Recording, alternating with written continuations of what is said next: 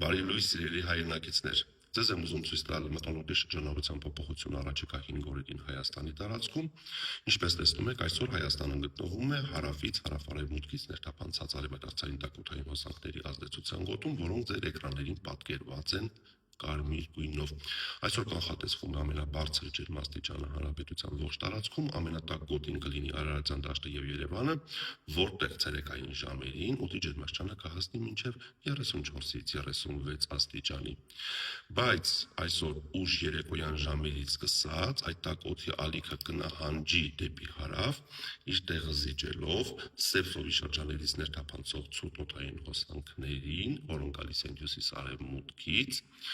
որը իր հետ կբերի ջերմաստիճանի նվազում, այսպիսով օդի ջերմաստիճանը հուլիսի 4-ից 6-ին հանրապետության ողջ տարածքում այսօրվա համեմատ կնվազի 5-ից 7 աստիճանով։ Այսօր ուշ երեկոյան Հայաստանի առանձին շրջաններում,